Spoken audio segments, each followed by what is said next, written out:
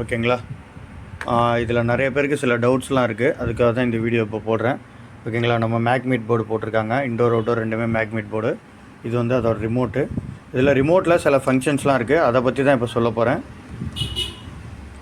இந்த கிளாக்குன்னு இருக்குது பார்த்தீங்களா, இந்த கிளாக் வந்து பிளிங்க் ஆனிச்சுன்னா உங்களுக்கு வந்து இந்த மாதிரி பிளிங்க் ஆனிச்சுன்னா சில ஃபங்க்ஷன்ஸ் ஒர்க் ஆகாமல் இருக்கும்.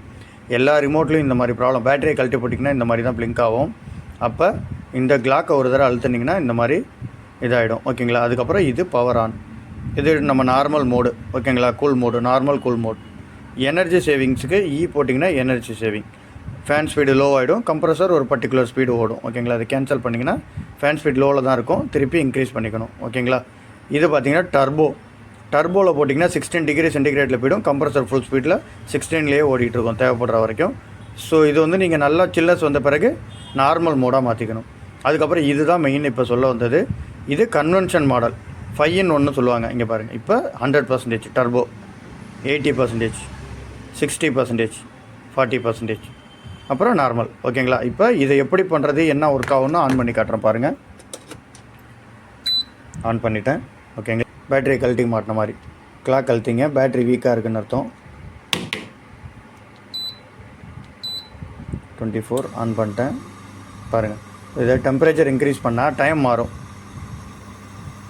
இந்த மாதிரி பிளிங்க் ஆகும்போது. அப்போ கிளாக் அழுத்தினீங்கன்னா தான் ரிமோட்டு ஒர்க் ஆகும். ஓகேங்களா. ஒர்க் ஆகுதா. இப்போ கம்ப்ரஸர் ஓடிக்கிட்டுருக்கு, ஸ்பீடு இன்க்ரீஸ் ஆகுது கொஞ்சம் கொஞ்சமாக. சவுண்டுலேயே உங்களுக்கு தெரியும், அவுடோர் ஃபேன் மோட்டரும் ஓடிட்டுருக்கு. ஓகேங்களா. கம்ப்ரஸர் கொஞ்சம் இன்க்ரீஸ் ஆகட்டும், அதுக்கப்புறம் உங்களுக்கு இது பண்ணி காட்டுறோம். இப்போ கம்ப்ரஸர் நார்மல் ஸ்பீட் எடுத்து ஓடிக்கிட்டு இருக்குது பாருங்கள். 192 Hz இருக்குது.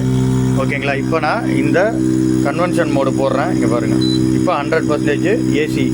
ஓகேங்களா. இது வந்து 100% வச்சிங்கன்னா இந்த ஏசி வரும். ஓகேங்களா. இது வந்து ஃபுல் லோடில் ஓடிக்கிட்டு இருக்குன்னு அர்த்தம். ஓகேங்களா. இதே இங்கே பாருங்கள் 80% குறைச்சிட்டேன். இப்போ கம்ப்ரஸர் ஸ்லோ ஆகும் பாருங்கள். இங்கே பாருங்கள், கம்ப்ரஸர் ஸ்லோ ஆகும் தெரியுதா, ஹெட்ஸு குறையுது பாருங்கள். இப்போ 80% லோடில் ஓடிக்கிட்டு இருக்கு, அதான் 18 காட்டுது. ஓகேங்களா. இப்போ மறுபடியும் அதை இன்னும் ஃபர்தராக குறைக்கிறேன், 60% வச்சுட்டேன். இப்போ டிஸ்பிளேயில் 60ன்னு காட்டுதா, இப்போ இன்னும் குறையும் பாருங்கள். இங்கே பாருங்கள், குறைஞ்சிருச்சா.